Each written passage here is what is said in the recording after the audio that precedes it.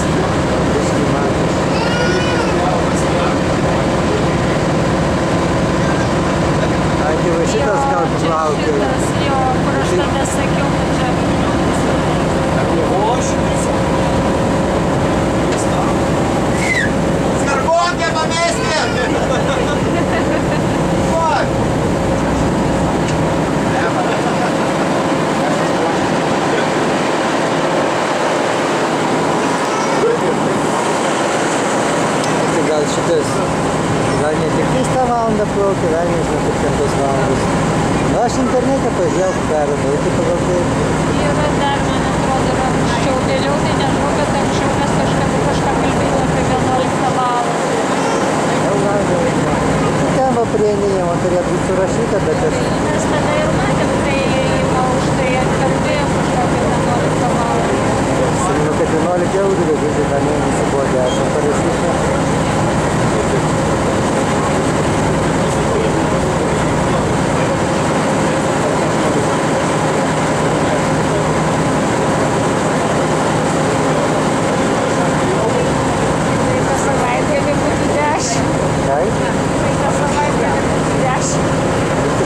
Koks plaukojas ir geras buvo. Reikia ten 1 euras įsėti, kad viengi neplaukė. Taip.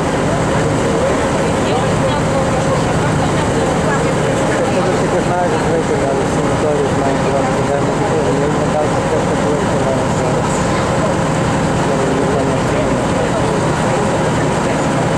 Nu va, yra žvejys vienas.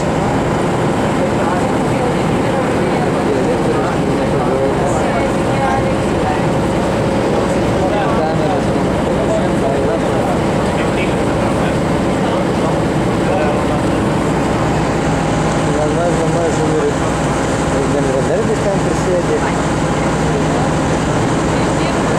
Ką? Tai dievas pergyveno vakar, sako, čia nieko nebuvo už tas dienas, o sako, geras oras nuvažiuoti, kur už palapinį prie ežero. Pirmadienį likti žadas šitas supastavom, kad važiuoti, sako, sakysi, kad duoda pinigų. Jeigu toks darbelis būna, tai gal ten to gal 2 valandų ir valandą parašo, o tik tai neskaičiuoja. Vieną kartą sakė, daugiau buvo darbų, tai sakė, bet šitas vadovas, aš taip nežinau, tai sakė, kad jam ten neišeina 2 valandas, tai nu tipo, nu. Ai jo, poilsio ir darbo režimas.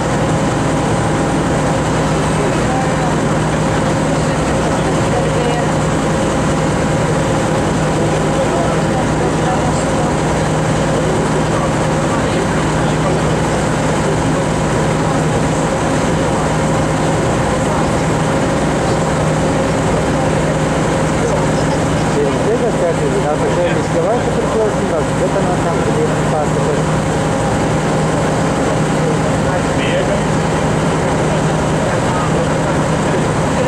Paukštukas čia nesėdės. Ką? Paukštukas čia nesėdės. Ką, jinai pasakos, nesėdės miškiavaitį? Ne, žinau. Gal šiaip pasakyti kokią brolių dabar tie? Gal galėtų ir pasakyti kokią paleisti. Net nelabai girdėsis triukšmas didelis. Garsiai labai.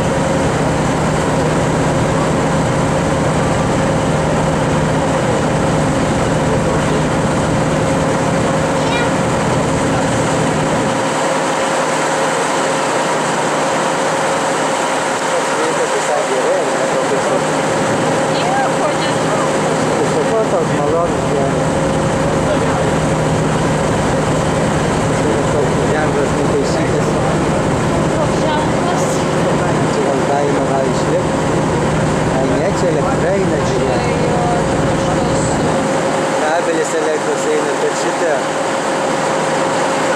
žemai. Man atrodo, bus nuvesta į šitą vandens parką, nes kažkaip tai ne vandens, bet šitas slidinėjimo.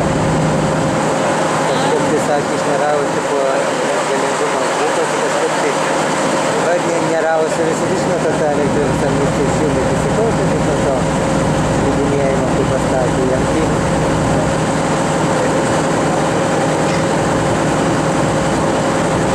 Tai ir eina, tai nors šitai turbūt kaltai kažkur po pavarino po Nemuno.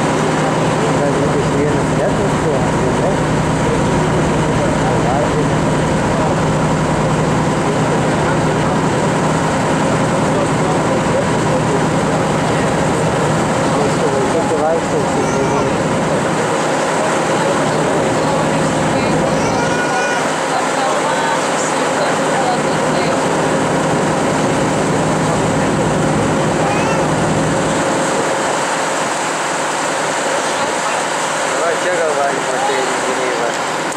Kvapas toks jaučiasi.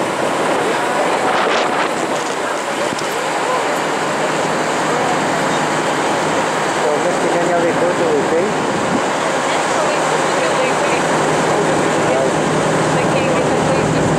Kad jis dingo, kad iš mano rankų pabėgo. Iš tavo rankų gal ir vaikai dings ir viskas.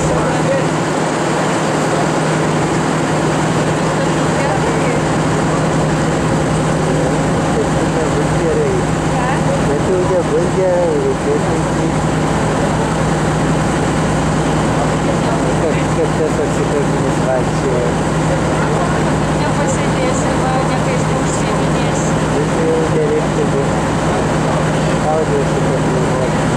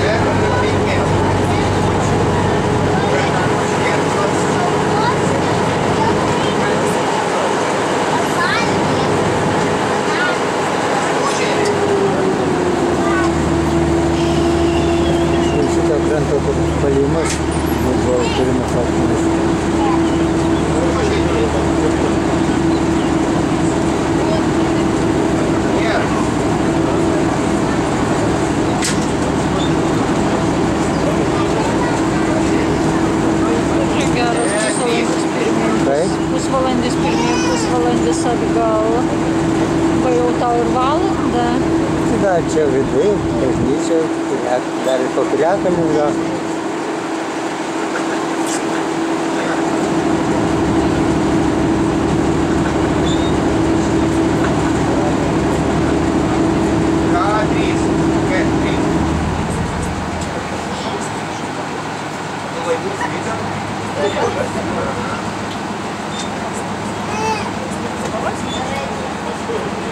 Stovi. Jaunimo tai pašaukime.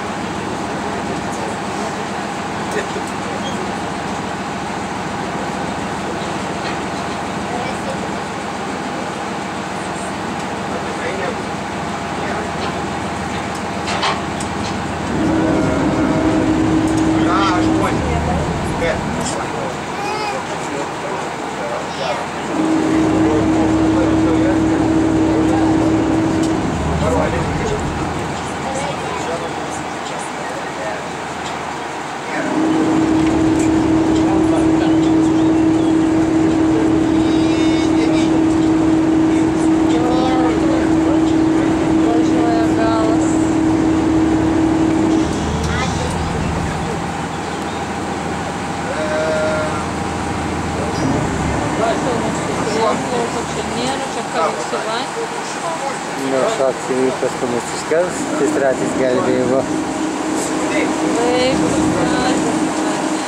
Reikia apsišūkti ir atgal plaukti, viskas sakyti, yra galimybė atsišlipti. Va, jau išlipo. O, tais galiai pastatė, na. Vasarnamiai. Na, bet yra Liškiavoj ką pažiūrėti, tai plaukiant matėsi toks apvalus akmenų pamatas ant kalvos. Tai Liškiavos piliakalnis, ant kurio prieš pat Žalgirio mūšį buvo pradėta statyti gynybinė pilis. Bet per 3 metus iki Žalgirio mūšio nekatė spėjo vos pradėjo statybas, o po Žalgirio mūšio nusilpę kryžiuočiai pietų Lietuvą žygių neorganizavo, todėl te statyba nebuvo prasmės. Ir buvo spėta išmūryti tik 2 kampiniai gynybiniai bokštai, ne pilies, o tik sienos juosiančios kiemą pilies. Deja, vėliau, kai Liškiava sparčiai statėsi, gyventojams reikėjo akmenų savoms statyboms, tai po truputį nusigriovė, išsivežiojo akmenis.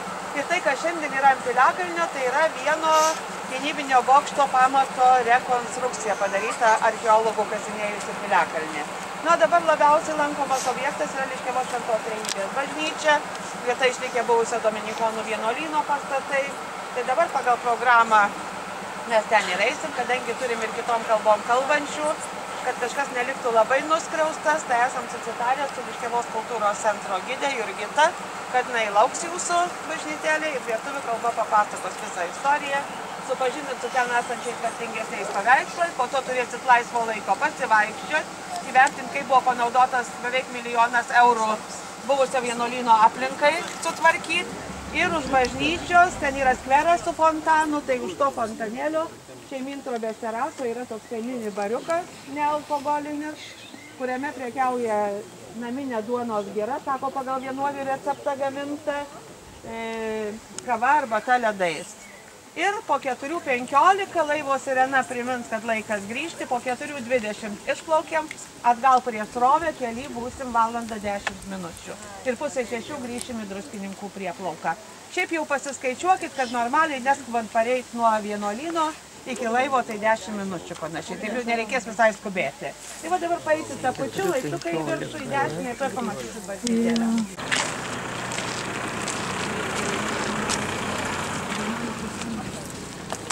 Galėtų šiandien pakalbiškai Europos Sąjunga pafinansuoti. Finansavo, čia remontavo.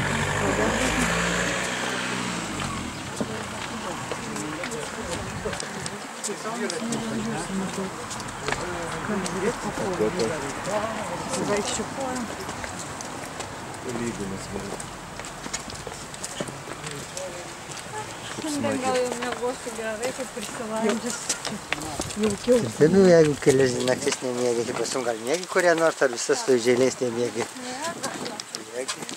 Vis tiek organizmas negali. Kai grįžau sekmadienį, tai labai gerai. Gal buvo paskui dar kelias naktis įvėliau.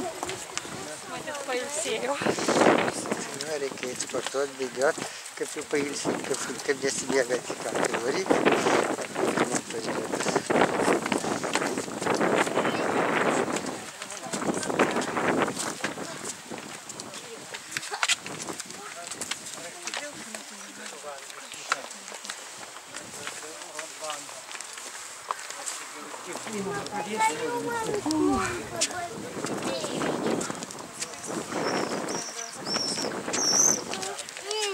Wow. Yes.